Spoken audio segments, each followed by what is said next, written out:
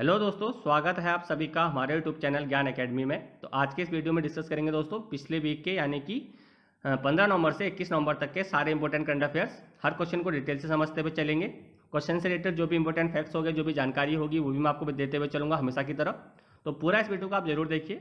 शुरू करते हैं आज का वीडियो। तो इस वीक का सबसे पहला क्वेश्चन है, विश्व मधुमेह दिवस यानी कि वर्ल्ड डायबिटीज़ डे हर साल सेलिब्रेट कब किया जाता है? इसके लिए ऑप्शन है 14 नवंबर, 13 नवंबर, 12 नवंबर या फिर 15 नवंबर। तो सही आंसर है 14 नवंबर। तो हर साल 14 नवंबर को वर्ल्ड डायबिटीज़ डे के रूप में मनाया जाता है, लेकिन इसको मनाने की जो शुरुआत करी गई थी, ये करी गई थी 1991 में, जब पहली बार अंतर्राष्ट्रीय मधुमेह महासंघ के द्वारा इसे मनाया गया था।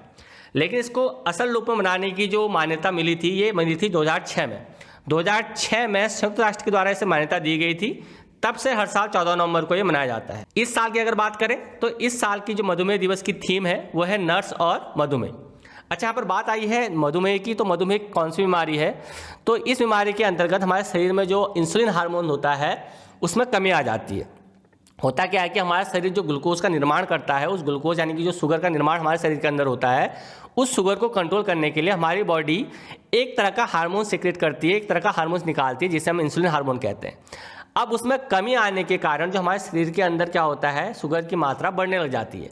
शुगर की मात्रा बढ़ने के कई दुष्प्रभाव देखने में आते हैं। इससे हमारे शरीर की जो प्रतिरोधक क्षमता होती है उस पर प्रतिकूल प्रभाव पड़ता है, वो कम हो जाती है। कई तरह की बीमारियां हमारे शरीर के अंदर घर कर जाती हैं। तो आजकल का ऐसा समय है जिस वजह से व्यक्ति का रहन सहन, खान पान और जो वायुमंडल में जो प्रदूषण रहता है, उसकी वजह से इस बीमारी के काफ़ी अब जो मात्राएं हैं वो लोगों में देखने को मिल रही हैं। तो लोगों को इसके प्रति जागरूक करने के लिए, लोगों का ध्यान इस ओर आकर्षित करने के लिए, ताकि लोग अपने खान पान में सुधार कर सकें, उनको ये बीमारी ना हो, तो इस चीज़ के लिए उनको जागरूक करने के लिए ये दिवस मनाने की शुरुआत करी गई थी। तो तब ये हर साल 14 नवंबर को मनाया जाता है ताकि लोग इस बीमारी के प्रति जागरूक हो सकें। अब अगला क्वेश्चन है, हाल ही में हुई 15वीं पूर्वी एशिया शिखर सम्मेलन यानी कि ईस्ट एशिया समिट का 15वां संस्करण जो है, इसकी अध्यक्षता किसके द्वारा की गई थी? ये चेयर किसके द्वारा किया गया था? इसके लिए ऑप्शन है वियतनाम, म्यांमार, थाईलैंड या फिर कंबोडिया। तो इसका सही आंसर है वियतनाम। तो जो वियतनाम के प्रधानमंत्री हैं, इनका नाम है ग्वेन जुआन फिच। तो इनके द्वारा ये जो आभासी शिखर सम्मेलन आयोजित किया गया था, 15वां पूर्वी एशिया शिखर सम्मेलन, इसकी क्या करी थी? अध्यक्षता करी थी। तो 15वीं ये वर्षगांठ थी ईस्ट एशिया समिट की। इसकी वर्षगांठ के रूप में इस समिट का आयोजन किया गया था। भारत की तरफ से भारत के जो विदेश मंत्री हैं एस जयशंकर, इनके द्वारा इसमें भारत का प्रतिनिधित्व किया गया था। अच्छा, ईस्ट एशिया समिट की बात करें तो ये 18 देशों का संगठन है, जिसमें से जो 10 देश हैं वो आसियान, ये एक संगठन है आसियान, इसके बारे में हम आगे बात करेंगे। तो 10 देश इस संगठन के हैं और बाकी 8 देशों में है ऑस्ट्रेलिया, चीन, भारत, जापान, कोरिया, इसके अलावा न्यूजीलैंड, रूस और संयुक्त राज्य अमेरिका यानी कि यूएसए। तो ये 8 देश और 10 आसियान के देश, इनको मिलाकर के कुल 18 देशों का एक क्षेत्रीय समूह है ये ईस्ट एशिया समिट। अच्छा, आसियान की अगर बात करें तो आसियान यानी कि दक्षिण पूर्वी एशियाई जो देश है उनका संगठन। इससे बोला जाता है association of south east Asian nation, जिसको शॉर्ट फॉर्म में लिख दिया जाता है आसियान। 10 इसकी क्या है? मेंबर कंट्रीज हैं। ये मेंबर कंट्रीज कौन कौन सी हैं? इनमें म्यांमार है, थाईलैंड है, कंबोडिया है, सिंगापुर है, इंडोनेशिया है, मलेशिया है, वियतनाम है, लाओस है, फिलीपींस है और ब्रुनेई है। तो ये 10 देशों का एक संगठन है आसियान। इसकी स्थापना करी गई थी 8 अगस्त 1967 को। हेडक्वार्टर इसका पड़ता है साउथ जकार्ता, इंडोनेशिया में। जिसके फाउंडर हैं वो हैं अब्दुल रज्जाक। अब अगला क्वेश्चन है, अंतर्राष्ट्रीय बाल शांति पुरस्कार यानी कि the international children's peace prize, ये निम्न में से किसे दिया गया?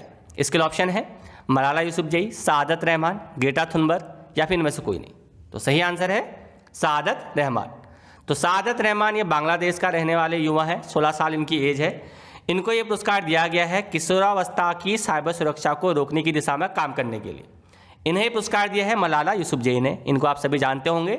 हाल ही में इन्हें अंतर्राष्ट्रीय जो है नोबेल पुरस्कार दिया गया था, शांति का नोबेल इन्हें मिला था। सबसे कम उम्र की थी ये उस समय जिन्हें ये नोबेल पुरस्कार दिया गया था। तो इनके द्वारा ये पुरस्कार सादत रहमान को दिया गया है। ये पुरस्कार नीदरलैंड के एक समारोह में दिया गया था।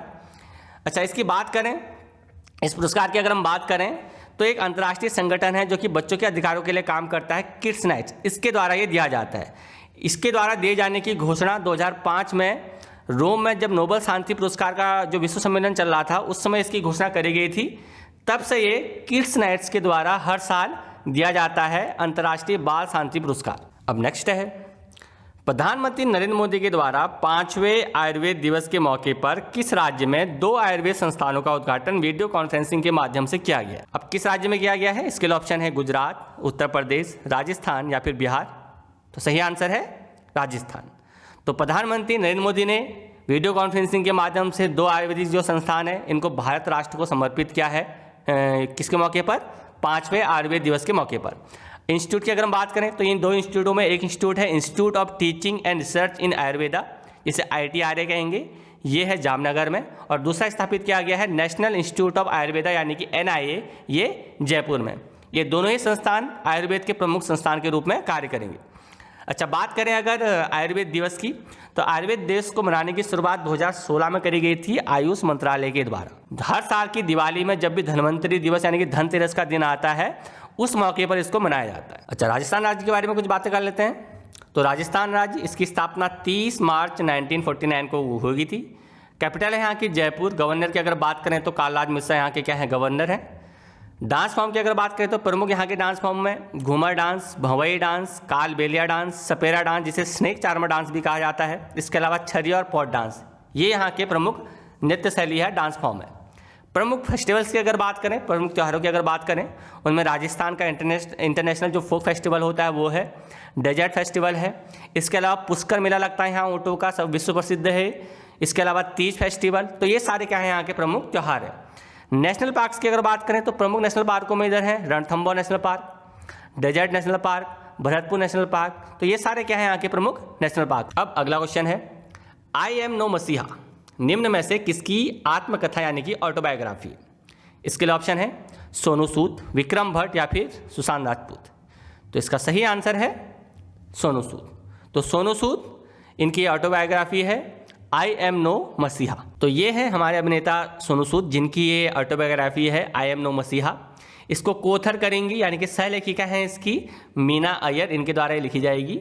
सोनू सूद की अगर बात करें तो हाल ही में कोविड-19 महामारी के दौरान जो माइग्रेंट लेबर थे एक राज्य के दूसरे राज्यों में, तो उनको अपने गृह राज्य में पहुंचाने की दिशा में इन्होंने काफ़ी बेहतरीन काम किया था। और साथ ही साथ समय समय पर ये गरीब लोगों की मदद के लिए भी आगे आते रहे हैं, इसलिए इनको मसीहा और माइग्रेंट का टाइटल भी दिया गया था। तो इन्हीं की ये बायोग्राफी है आई एम नो मसीहा। ये इनके साथ साथ जो इनकी को ऑथर है मीना अय्यर, इनके द्वारा ये लिखी जा रही है। इस बुक को रिलीज किया जाएगा इसी साल दिसंबर में। अब अगला क्वेश्चन है, हाल ही में आत्मनिर्भर भारत रोजगार योजना, इसकी घोषणा निम्न में से किसके द्वारा करी गई? इसके लिए ऑप्शन है नरेंद्र मोदी, निर्मला सीतारमण, अमित शाह या फिर इनमें से कोई नहीं। तो सही आंसर है निर्मला सीतारमण। तो हमारी जो फाइनेंस मिनिस्टर यानी कि वित्त मंत्री हैं निर्मला सीतारमण, इनके द्वारा ये जो आत्मनिर्भर भारत रोजगार योजना है इसकी घोषणा करी गई है। हाल ही में कोविड-19 महामारी के दौरान जो देश को संबोधित किया था प्रधानमंत्री मोदी ने, उसमें आत्मनिर्भर भारत की जो नींव है वो रखी गई थी। तो उसी को आगे बढ़ाते हुए उसकी दिशा में ये प्रयास है कि आत्मनिर्भर भारत रोजगार योजना, इसकी घोषणा जो है वो करी गई है हमारे जो वित्त मंत्री हैं निर्मला सीतारमण के द्वारा। तो आत्मनिर्भर भारत योजना, भारत रोजगार योजना, यानी कोविड-19 के कारण देश में जो स्थिति बनी हुई थी उससे रिकवरी के लिए देश में उसमें आर्थिक सुधार लाने के लिए और जॉब क्रिएशन में बढ़ावा करने के लिए इस योजना को लाया गया है। इसके अंतर्गत जो भी जिन लोगों की जॉब कोविड-19 बीमारी के कारण चली गई थी तो उनके लिए जॉब अपॉर्चुनिटी क्रिएट हो, तो ये एम इसमें रखा गया है इस आत्मनिर्भर भारत योजना के दौरान। अगर लाभार्थी की अगर बात करें यानी कि किनको ये जॉब मिलेगी, किस प्रकार से इसमें जॉब दी जाएंगी, तो हर वो व्यक्ति जिसका जो पंजीकरण होगा वो EPF में होगा वो इसके लिए एप्लीकेबल होगा। कम से कम 15,000 रुपये के पर मंथ वाली इसमें जॉब दी जाएगी। 1/10/2020 या उसके बाद लगने वाले जो भी नए कर्मचारी होंगे उनको केंद्र सरकार के द्वारा 2 साल के लिए सब्सिडी दी जाएगी। इसमें 1 अक्टूबर 2020 से ये योजना लागू हो जाएगी और 30 जून 2021 तक ये चलेगी। मेनली जो कोविड-19 के कारण देश में जो हालात पैदा हुए हैं उनकी रिकवरी के लिए, उसकी रिकवरी के लिए ये आत्मनिर्भर भारत रोजगार योजना केंद्र सरकार के द्वारा लाई गई है। अगला क्वेश्चन है कि भारत के पहले सैंडलवुड संग्रहालय यानी कि चंदन का जो संग्रहालय है इसका उद्घाटन कहाँ किया जाएगा? इसके लिए ऑप्शन है केरल, कर्नाटक, तमिलनाडु या फिर आंध्र प्रदेश। तो सही आंसर है कर्नाटक। तो जो कर्नाटक के CM हैं येदियुरप्पा, इनके द्वारा जल्द ही कर्नाटक के मैसूर के अरण्या भवन में सैंडलवुड डिपो में भारत के पहले सैंडलवुड संग्रहालय का उद्घाटन किया जाएगा। सैंडलवुड यानी कि चंदन, तो इसका संग्रहालय का उद्घाटन किया जाएगा। ये उद्घाटन किया जाएगा 25 नवंबर के बाद इसके बाद इस संग्रहालय को आलीशान मैसूर पैलेस में स्थानांतरित कर दिया जाएगा। तो लोगों को चंदन के उत्पादों के इतिहास के बारे में जानकारी देने के लिए और चंदन की खेती के बारे में जागरूकता फैलाने के लिए ये जो संग्रहालय है इसकी स्थापना कर्नाटक सरकार के द्वारा मैसूर में की जा रही है, जिसका कि जो उद्घाटन है ये CM येदियुरप्पा के द्वारा किया जाएगा 25 नवंबर के बाद। अच्छा, कर्नाटक राज्य की अगर बात करें तो कर्नाटक राज्य इसकी स्थापना 1 नवंबर 1956 को करी गई थी। कैपिटल है बेंगलुरु, गवर्नर है यहाँ के वेजुभाई वाला। डांस फॉर्म की अगर बात करें यानी कि नृत्य शैली की अगर बात करें तो प्रमुख यहाँ का नृत्य है वो है यक्षगान, कई बार एग्जाम में पूछा जाता है। फेस्टिवल यानी कि प्रमुख त्योहारों की अगर बात करें तो उसमें हम्पी फेस्टिवल है, गौड़ी फेस्टिवल है, मकर संक्रांति है, ये यहाँ के प्रमुख त्योहार हैं। नेशनल पार्क यानी कि राष्ट्रीय उद्यान की अगर हम बात करें तो Nagarhole national park, Bandipur national park, Anshi national park, Bannerghatta national park, ये यहाँ के क्या है प्रमुख नेशनल पार्क यानी कि राष्ट्रीय उद्यान। अब अगला क्वेश्चन देख लेते हैं। तो अगला क्वेश्चन है निर्देशक गुलजार पर बोसकायना नाम की जो पुस्तक लिखी गई है इसका संपादन किसके द्वारा किया गया? इसके लिए ऑप्शन है यशवंत व्यास, विष्णु शर्मा, आदि हरि या फिर सुमित चंदेल। तो इसका सही आंसर है यशवंत व्यास। तो यशवंत व्यास के द्वारा ये संपादित की गई है। तो ऑस्कर विजेता जो भारतीय गीतकार हैं, कवि हैं, लेखक हैं, पटकथा लेखक हैं और फिल्म निर्देशक हैं गुलजार, इन पर यह पुस्तक है बोसकायना। इसका संपादन यशवंत व्यास के द्वारा किया जाएगा। इस पुस्तक की अगर बात करें तो इसमें जो गुलजार है इनकी फिल्मों, कविता, दर्शन, जीवन शैली, पसंद नापसंद, इसके माध्यम से गुलजार के जीवन को भी इसमें क्या किया गया है, शामिल किया गया है। और पिछले 30 साल के जो भी उनके कुछ सबसे शानदार साक्षात्कार थे, इन साक्षात्कारों को भी इसमें संकलित किया गया है। 228 पेज की किताब रहने वाली है, हिंदी में लिखी गई है। इसका जो प्रकाशन है वो राधा कृष्ण प्रकाशन के द्वारा किया जाएगा। अब अगला क्वेश्चन है महाराष्ट्र की किस झील को रामसर साइट घोषित कर दिया गया है? इसके लिए ऑप्शन है लोनार झील, पवई झील, विहार झील या फिर इनमें से कोई नहीं। तो इसका सही आंसर है लोनार झील। तो महाराष्ट्र की जो लोनार झील है इसको हाल ही में रामसर साइट घोषित कर दिया गया है। तो महाराष्ट्र की लोनार झील और उत्तर प्रदेश में आगरा के जो सूर सरोवर पक्षी उद्यान है, इन दोनों को रामसर साइट के रूप में घोषित कर दिया गया। ये है लोनार झील और ये है सूर सरोवर पक्षी उद्यान। इसको मिलाते ही, इन दो को इंक्लूड करते ही भारत में अब 41 हो चुकी है रामसर साइट्स, जिनको कि वेटलैंड्स भी बोलते हैं। वेटलैंड्स क्या होते हैं दोस्तों? तो ये होते हैं एक तरह से दलदली क्षेत्र। तो दलदली क्षेत्रों की जैव विविधता को संरक्षित करने के लिए उनको रामसर साइट में घोषित कर दिया जाता है, उन्हें शामिल कर दिया जाता है। तो भारत में अब इससे पहले 39 थे, इन दो को इंक्लूड करते ही 41 वेटलैंड हो चुके हैं, जो कि साउथ एशिया में यानी कि दक्षिण एशिया में जितने भी देश हैं उनमें सबसे ज़्यादा है। अब ये रामसर कन्वेंशन क्या है, उसे रामसर कन्वेंशन क्यों बोला जाता है? तो इसके लिए दोस्तों 2 फरवरी 1971 को यानी कि 1971 में ईरान का एक शहर है रामसर। यहाँ पर इस तरह के जो भी वेटलैंड्स होते हैं, जो भी दलदली क्षेत्र होते हैं, वहाँ की जो भी जैव विविधता है उसको संरक्षित करने के लिए, ये जो अंतर सरकारी संधि है यहाँ पर अपनाई गई थी। तब से क्या होता है कि इस तरह के जो भी वेटलैंड्स होते हैं, जब उनको इसमें शामिल कर दिया जाता है तो उनको रामसर साइट घोषित कर दिया जाता है। भारत की अगर बात करें तो भारत का इस कन्वेंशन में शामिल होने की जो तारीख है वो है 1 फरवरी 1982। तब इसमें भारत शामिल हुआ था। तब से ही भारत के जितने भी वेटलैंड्स हैं उनको धीरे धीरे करके रामसर साइट के रूप में घोषित किया जाता है, या फिर इन्हें वेटलैंड्स पर कन्वेंशन भी लिखा जाता है। तो अब अगला क्वेश्चन है राष्ट्रीय प्रेस दिवस यानी कि नेशनल प्रेस डे हर साल किस तिथि को मनाया जाता है? इसके लिए ऑप्शन है 15 नवंबर, 17 नवंबर, 16 नवंबर या फिर 20 नवंबर। तो सही आंसर है 16 नवंबर। तो हर साल 16 नवंबर को नेशनल प्रेस डे के रूप में मनाया जाता है।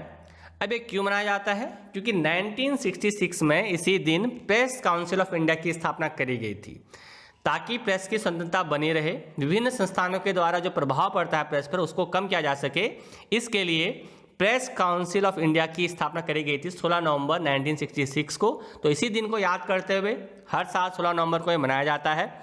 अगर प्रेस काउंसिल ऑफ इंडिया की अगर हम बात करें दोस्तों, तो ये क्या है, वैधानिक निकाय है। इसमें एक अध्यक्ष होता है और 28 इसके अन्य सदस्य होते हैं।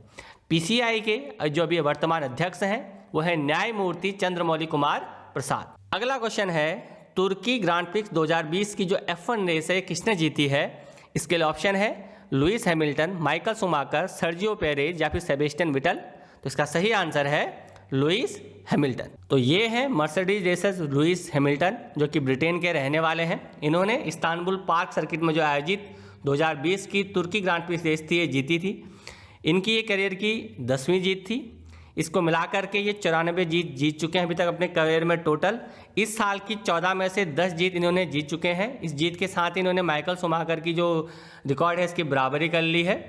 इसके अलावा इसमें बात करें तो दूसरे स्थान पर इसमें रहे हैं सर्जियो पेरेस, इन्होंने इसमें दूसरा स्थान हासिल किया है। और फेरारी के जो सेबेस्टियन वेटेल है, इन्होंने इस रेस में तीसरा स्थान हासिल किया है। अब अगला क्वेश्चन है, हाल ही में ट्रिस्टन दा कून्हा इस नाम के द्वीप समूह को पूरी तरह से सुरक्षित समुद्री भंडार के रूप में घोषित कर दिया गया है। ये निम्न में से किस महासागर पर स्थित है?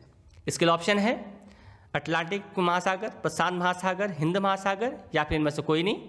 इसका सही आंसर है अटलांटिक महासागर। तो ट्रिस्टन दा कून्हा को संरक्षित समुद्री भंडार के रूप में घोषित कर दिया गया है।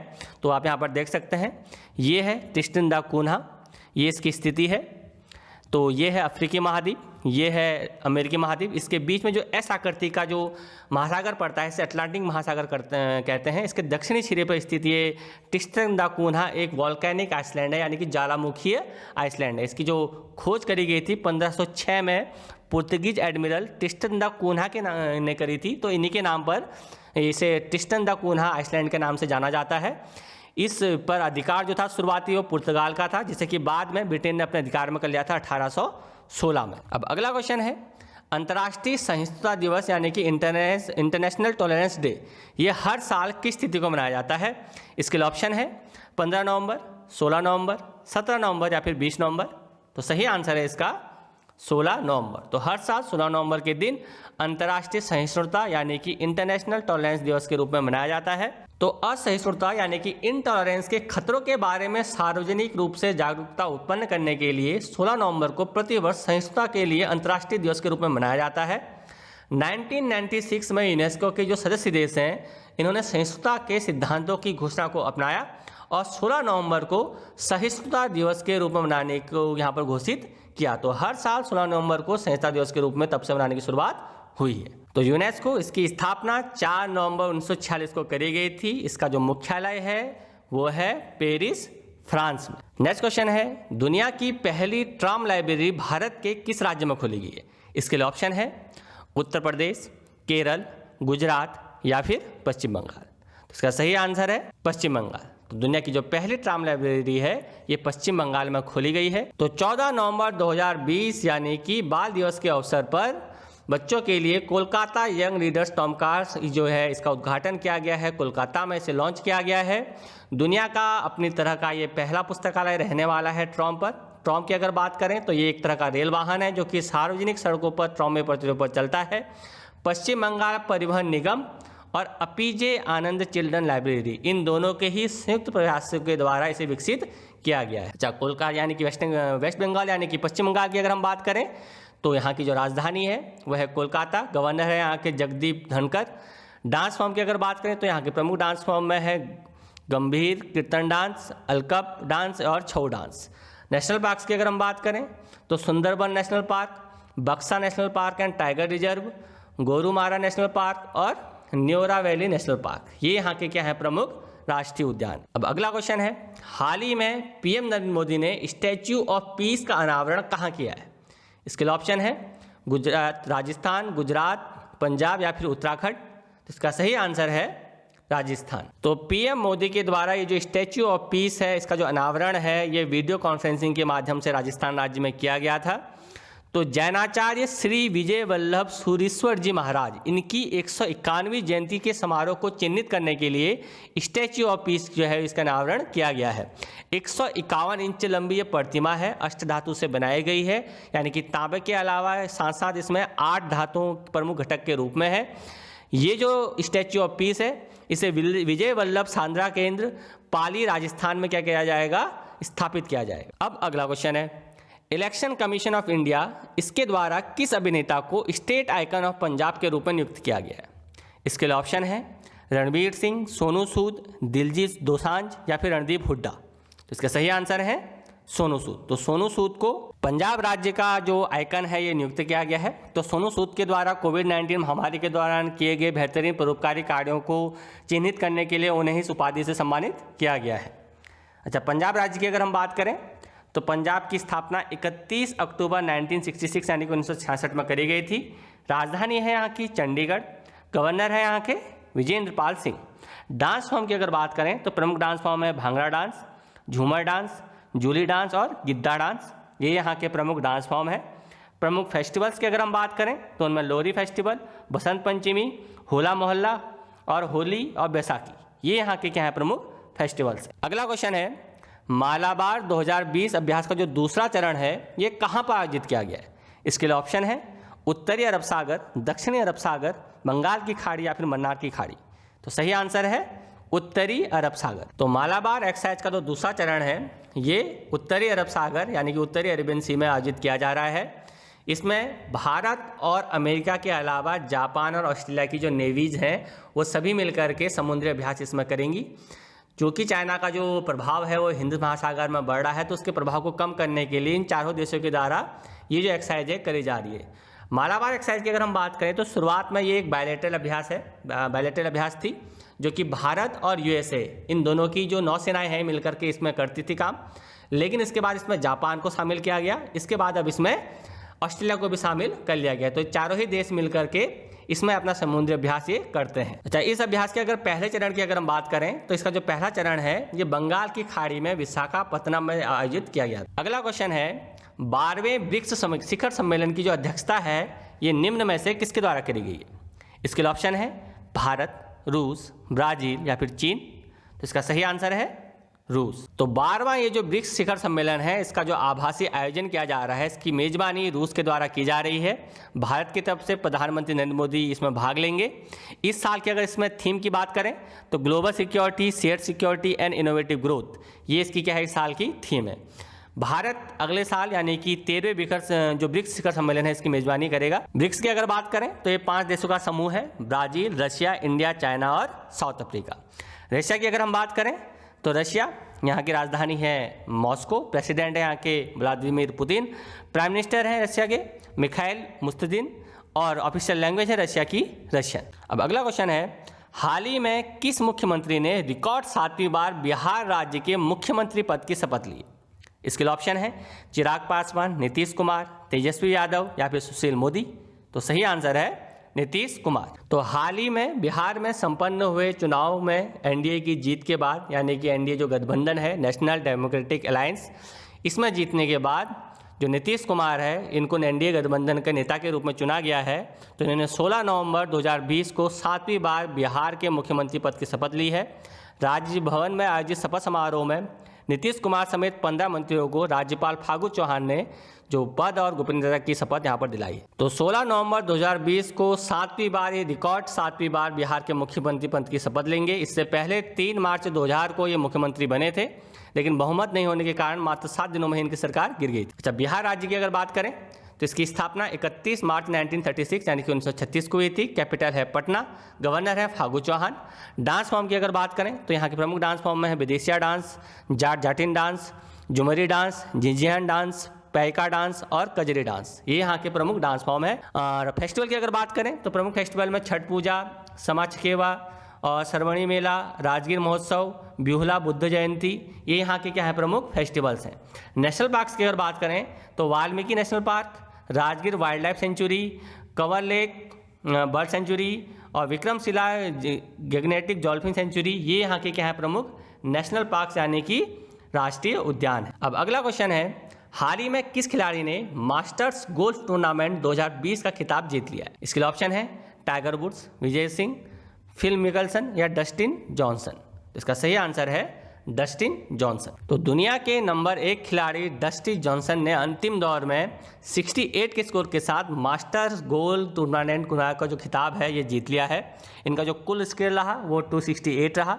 उन्होंने साल 1997 में टाइगर वुड्स के जो बनाए रिकॉर्ड थे उसको तोड़ा है। जॉर्डन स्पीथ ने भी साल 2015 में इस रिकॉर्ड की बराबरी की थी। डस्टिन जॉनसन ने 5 शॉट से जीत दर्ज की है, जो कि 1997 में वुड्स की रिकॉर्ड 12 शॉट से जीत के बाद दूसरी सबसे बड़ी जीत है। अगला क्वेश्चन है अंतर्राष्ट्रीय छात्र दिवस यानी कि इंटरनेशनल स्टूडेंट्स डे ये किस दिन मनाया जाता है? इसके लिए ऑप्शन है 17 नवंबर, 10 नवंबर, 12 नवंबर या फिर 20 नवंबर। तो सही आंसर है 17 नवंबर। तो हर साल 17 नवंबर को अंतर्राष्ट्रीय छात्र दिवस यानी कि इंटरनेशनल स्टूडेंट डे के रूप में मनाया जाता है।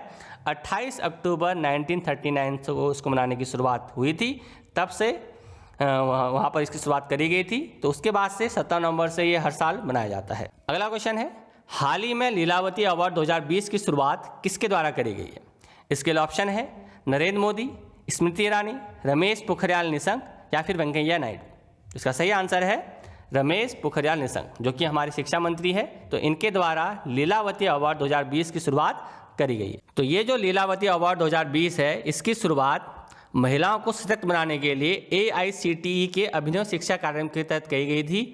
उद्देश्य है इसका महिलाओं में स्वच्छता, स्वास्थ्य, पोषण, साक्षरता और रोजगार जैसे मुद्दों के बारे में जागरूकता पैदा करना। AICTE की अगर हम बात करें तो AICTE यानी कि all India council for technical education, नवंबर 1945 में इसका फॉर्मेशन हुआ था। हेडक्वार्टर है इसका नई दिल्ली में। अच्छा, अगर हम लीलावती अवार्ड की अगर बात करें तो ये अवार्ड 7 कैटेगरी में दिया जाएगा। ये 7 कैटेगरी कौन कौन सी हैं? इनमें है women health, self defence, sanitation and hygiene, literacy, women entrepreneurship and legal awareness. तो ये 7 कैटेगरी हैं जिनमें कि अवार्ड महिलाओं को दिया जाएगा। अगला क्वेश्चन है, भारत के किस राज्य में एशिया की पहली सौर ऊर्जा कपड़ा मिल ये स्थापित होने जा रही है? इसके लिए ऑप्शन है गुजरात, महाराष्ट्र, केरल या फिर आंध्र प्रदेश। तो सही आंसर है महाराष्ट्र। तो एशिया का जो पहला सौर ऊर्जा सक्षम कपड़ा मिल है ये महाराष्ट्र के परभणी जिले में स्थापित किया जा रहा है। सौर ऊर्जा पर काम करने वाली जय भवानी महिला सहकारी कपड़ा मिल ये एशिया की पहली मिल बनने वाली है। 30 एकड़ भूमि पर यह फैली होगी। परभणी जिले में महिलाओं को रोजगार प्रदान करने के लिए कपास का उत्पादन ये किया जाएगा। इसके अंतर्गत सौर कपड़ा मिल की अगर बात करें तो इसके जो अध्यक्ष हैं ये संप्रति राहुल पाटिल। परभणी महाराष्ट्र का जो प्रमुख कपास उत्पादक ये जिला है। परियोजना की जो कुल लागत है ये 100 करोड़ रुपया है। अच्छा, महाराष्ट्र की अगर बात करें तो 1 मई 1960 को इसकी स्थापना हुई थी। कैपिटल है मुंबई, गवर्नर हैं भगत सिंह कोश्यारी।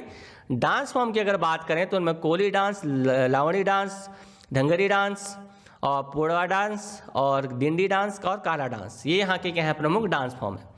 फेस्टिवल यानी कि त्योहारों की अगर हम बात करें तो गुड़ी पड़वा, नराली पूर्णिमा और गणेशोत्सव यहाँ के क्या है प्रमुख उत्सव है। नेशनल पार्क्स की अगर बात करें तो Tadoba national park, Sanjay Gandhi national park, Gugaban national park और कर्नाला बर्ड सेंचुरी ये यहाँ की क्या है प्रमुख नेशनल पार्क्स और बर्ड सेंचुरीज। अगला क्वेश्चन है, भारतीय रिजर्व बैंक यानी कि RBI के नवोन्मेषण केंद्र का जो पहला चेयरपर्सन है किसे नियुक्त किया गया है?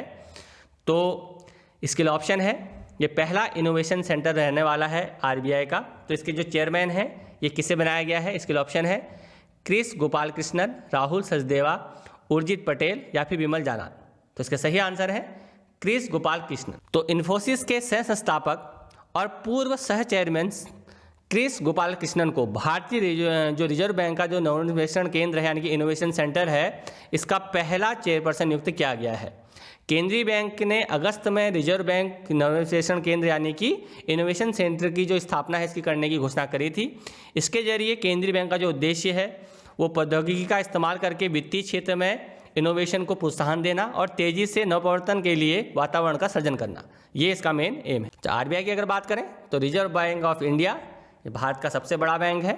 फाउंडेशन यानी कि इसकी जो स्थापना हुई थी 1 अप्रैल 1935 को हुई थी। हेडक्वार्टर है इसका मुंबई, इंडिया। अगला क्वेश्चन है, अमेरिका के किस पूर्व राष्ट्रपति ने हाल ही में ए प्रॉमिस्ड लैंड किताब का विमोचन किया है?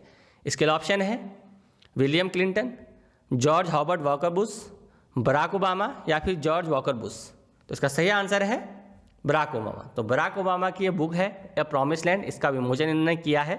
इसमें बराक ओबामा के जो भी राजनीतिक जीवन है इस पर इसमें बात करी गई है, इसकी चर्चा की गई है। तो ये इसका आंसर। अगला क्वेश्चन है, हाल ही में किस राज्य सरकार ने गायों के संरक्षण के लिए गौ कैबिनेट के गठन का फैसला किया है? ऑप्शन है बिहार, मध्य प्रदेश, राजस्थान, झारखंड। तो सही आंसर है मध्य प्रदेश। तो मध्य प्रदेश की सरकार ने गायों के संरक्षण के लिए गौ कैबिनेट के गठन का फैसला किया है। इस कैबिनेट की जो पहली बैठक है ये 22 नवंबर 2020 को गोपाष्टमी पर दोपहर 12 बजे राज्य के आगर मालवा में बनाए गए गौ अभ्यारण्य में आयोजित करी जाएगी। गौ कैबिनेट में 6 विभागों को शामिल किया गया है। गायों के संरक्षण को लेकर के सभी विभाग सामूहिक रूप से इसका फैसला लेंगे। इसमें पशुपालन, वन, पंचायत और ग्रामीण विकास, राजस्व, गृह और किसान कल्याण विभाग, ये सभी विभाग इसमें क्या है, शामिल है। अच्छा, अब बात कर लेते हैं मध्य प्रदेश की। तो मध्य प्रदेश, इसकी स्थापना 1 नवंबर 1956 को हुई थी। कैपिटल है भोपाल।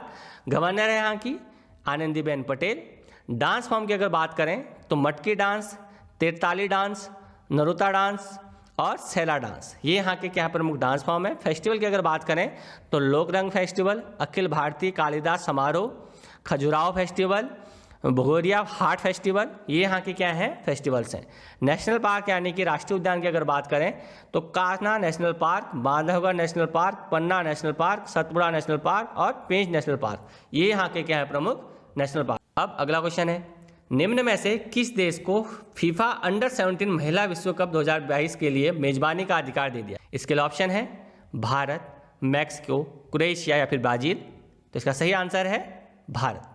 तो अंतर्राष्ट्रीय फुटबॉल महासंघ यानी कि फीफा ने कोविड-19 के कारण जो अंडर 17 महिला विश्व कप है फुटबॉल का, जो कि 2021 में होने वाला था भारत में, अब इसे शिफ्ट करके 2022 में कर दिया, यानी कि 2022 की मेजबानी दे दी गई है भारत। फीफा की अगर बात करें तो ये फुटबॉल का सबसे बड़ा संघ है। जैसे क्रिकेट का सबसे बड़ा संघ आईसीसी होता है, वैसे फुटबॉल का फीफा है। फाउंडेशन इसकी हुई थी 21 मई 1904 को। हेडक्वार्टर इसका ज्यूरिख स्विट्जरलैंड में है। प्रेसिडेंट है इसके अभी जियाना इन्फेंटिनो, ये 2016 से इसके प्रेसिडेंट। अगला क्वेश्चन है, किस फिल्म अभिनेत्री को हाल ही में भारत रत्न डॉक्टर अंबेडकर अवार्ड 2020 से सम्मानित किया गया है? इसके लिए ऑप्शन है करीना कपूर, ऋचा चड्ढा, अनुष्का शर्मा या फिर सोनम कपूर। तो सही आंसर है ऋचा चड्ढा। तो ये है ऋचा चड्ढा। अभिनय के क्षेत्र में बेहतरीन योगदान के लिए ये जो पुरस्कार है भारत रत्न डॉक्टर अंबेडकर अवार्ड, इससे इनको नवाजा गया है। इनका जन्म 28 दिसंबर 1988 में पंजाब के अमृतसर में हुआ था। इन्होंने जो अपनी फिल्मी करियर है, इसकी शुरुआत ओए लक्की ओए नाम की जो फिल्म है इससे करी थी। अगला क्वेश्चन है, बेंगलुरु टेक समिट 2020 का उद्घाटन किसके द्वारा किया गया है? इसके लिए ऑप्शन है नरेंद्र मोदी, राष्ट्रपति रामनाथ कोविंद, उपराष्ट्रपति वेंकैया नायडू या फिर इनमें से कोई नहीं। तो इसका सही आंसर है प्रधानमंत्री नरेंद्र मोदी। तो प्रधानमंत्री नरेंद्र मोदी के द्वारा जो बेंगलुरु टेक समिट है 2020, इसका उद्घाटन किया गया है। तो प्रधानमंत्री मोदी के द्वारा ये जो टेक समिट है इसका उद्घाटन किया गया है। 3 दिन का ये समिट रहने वाला है। वर्चुअली इसका जो उद्घाटन है प्रधानमंत्री नरेंद्र मोदी के द्वारा किया गया है। 3 दिन का ये समिट है। 21 नवंबर 2020 को इसका समापन हो जाएगा। समिट का जो उद्देश्य है वो है टेक्निकल के माध्यम से कैसे पोस्ट पेंडेमिक वर्ल्ड यानी कि कोविड-19 महामारी के बाद की जो चैलेंजेस हैं उनको कैसे टैकल करना है, उसके टैकल करने के लिए किस तरह से टेक्नोलॉजी का यूज़ करना है, इस पर इसमें बात की जाएगी। इस साल की अगर इसमें थीम की बात करें तो नेक्स्ट इज नाउ, यानी कल ही क्या है, आज है। ये इस थीम का क्या है, उद्देश्य है। इसमें 4000 डेलीगेट्स इसमें भाग लेंगे। 270 इसमें स्पीकर्स भाग लेंगे। इसके अलावा इसमें 75 क्या होंगे, पैनल डिस्कशन किए जाएंगे। अब अगला क्वेश्चन है, भारतीय सुपर कंप्यूटर परम सिद्धि, इसको दुनिया के 500 मोस्ट पावरफुल कंप्यूटर सिस्टम में कौन सा स्थान दिया गया? इसके लिए ऑप्शन है 100, 250वां, 50वां या फिर 63वां। तो इसका सही आंसर है 63वां। तो high performance computing artificial intelligence यानी कि HPC AI सुपर कंप्यूटर परम सिद्धि को ग्लोबल रैंक में 63वां स्थान दिया गया है top 500 most powerful non distributed computer system में इन दुनिया में, यानी कि वर्ल्ड में। तो परम सिद्धि कंप्यूटर जो है ये इस्टेब्लिश किया गया था किसके अंतर्गत, नेशनल सुपर कंप्यूटिंग मिशन के अंतर्गत, NSM इसको बोला जाता है शॉर्ट फॉर्म में। किसके डिपार्टमेंट के द्वारा, साइंस एंड टेक्नोलॉजी और ministry of electronics and information technology के द्वारा। तो इन दोनों ने मिल करके ही नेशनल सुपर कंप्यूटिंग मिशन के अंतर्गत परम सिद्धि कंप्यूटर को इस्टेब्लिश किया था। तो ये इसका स्थान दुनिया के 500 मोस्ट पावरफुल कंप्यूटरों में 63वां स्थान इसको दिया गया है। अब अगला क्वेश्चन है, विश्व शौचालय दिवस हर साल किस तिथि को मनाया जाता है? इसके लिए ऑप्शन है 19 नवंबर, 20 नवंबर, 21 नवंबर या फिर 18 नवंबर। तो इसका सही आंसर है 19 नवंबर। तो हर साल 19 नवंबर को विश्व शौचालय दिवस के रूप में मनाया जाता है। तो लोगों को स्वच्छता के प्रति जागरूक करने के लिए और लोगों को शौचालय का उपयोग करने के लिए प्रोत्साहित करने के लिए हर साल 19 नवंबर को विश्व शौचालय दिवस के रूप में मनाया जाता है। तो हमारा जो जल शक्ति मंत्रालय है स्वच्छ भारत मिशन ग्रामीण के तहत विश्व शौचालय दिवस ये मनाया गया है इस बार। जो जल शक्ति मंत्री हमारे वो हैं गजेंद्र सिंह शेखावत। इन्होंने इस अवसर पर स्वच्छता पुरस्कार का जो उद्घाटन है वो भी किया है। इस साल की जो इसमें थीम है यह है सतत स्वच्छता और जलवायु परिवर्तन। अब अगला क्वेश्चन है, मिया सेंडू किस देश की पहली महिला राष्ट्रपति चुनी गई है? इसके लिए ऑप्शन है मोल्दोवा, हंगरी, रोमानिया या फिर बुल्गारिया। इसका सही आंसर है मोल्दोवा। तो ये है मिया सेंडू। ये फॉर्मर वर्ल्ड बैंक की इकोनॉमिस्ट भी रह चुकी हैं। Party of action and solidarity यानी कि पास की ये इनकी पार्टी का नाम है। तो यहाँ से सिलेक्ट हुई है प्रेसिडेंट के लिए मोल्दोवा की। तो 2020 का जो प्रेसिडेंट इलेक्शन था इसमें 57.72% वोट के साथ इन्होंने ये जीता है प्रेसिडेंट इलेक्शन। तो पहली ये महिला प्रेसिडेंट बनने वाली है मोल्दोवा की, और अपना जो ऑफिस है उसका कार्यभार संभालेंगी 23 दिसंबर 2020 से। ये रिप्लेस करेंगी जो निवृत्तमान अभी प्रेसिडेंट है राष्ट्रपति हैं इगोर डोडोन को, जिन्हें कि 42.28% मत जो है प्राप्त हुए हैं।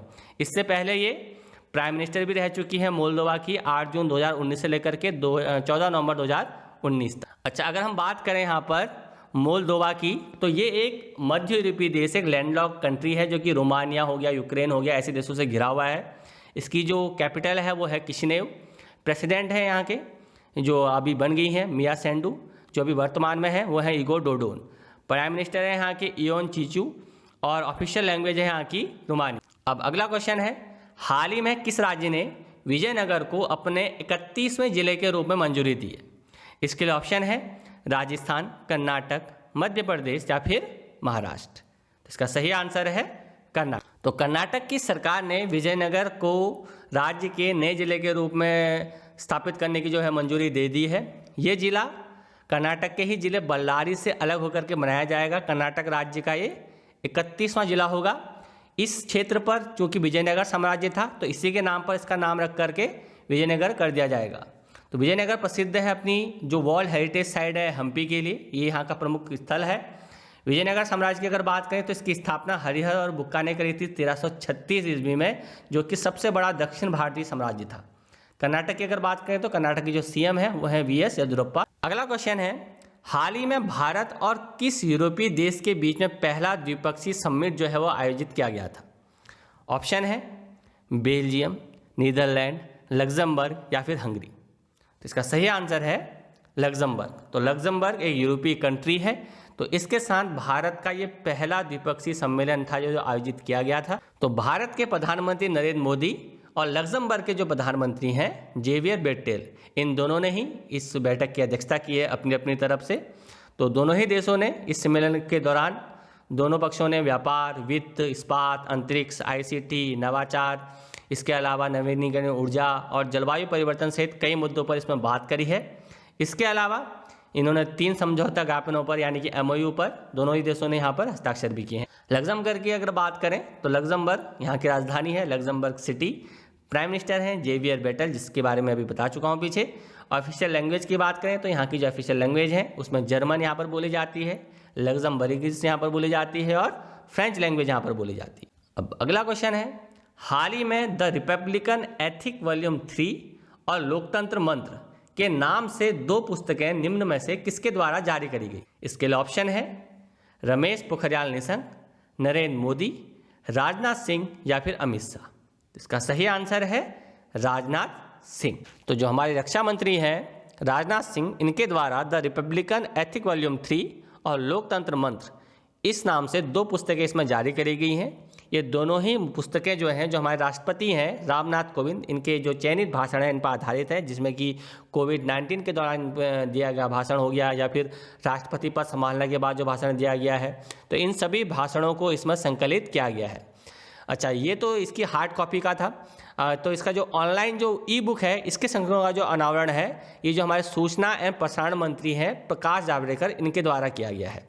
ये जो बुक है ये 57 भाषाओं के साथ 8 घंटों में 8 जो खंड हैं इनमें क्या है विभाजित। तो ये था दोस्तों वीडियो जिसमें हमने डिस्कस किए हैं इस वीक के यानी कि 15 नवंबर से 21 नवंबर तक के सारे इंपॉर्टेंट करंट अफेयर्स। सारे क्वेश्चनों को हम यहाँ पर डिटेल से देखते हुए चले हैं। तो आपको ये वीडियो कैसा लगा आप हमें बताइए। इस वीडियो को लाइक कीजिए, शेयर कीजिए, और अभी तक अगर आपने हमारे चैनल को सब्सक्राइब नहीं किया है तो उसके सब्सक्राइब जरूर कर लीजिए। साथ ही साथ सब्सक्राइब के बगल में जो नोटिफिकेशन बेल होता है उसे आप ज़रूर दबा दीजिए, ताकि हमारा कोई भी वीडियो अगर आपके पास आता है तो उसकी नोटिफिकेशन जो है वो आपको मिल जाए।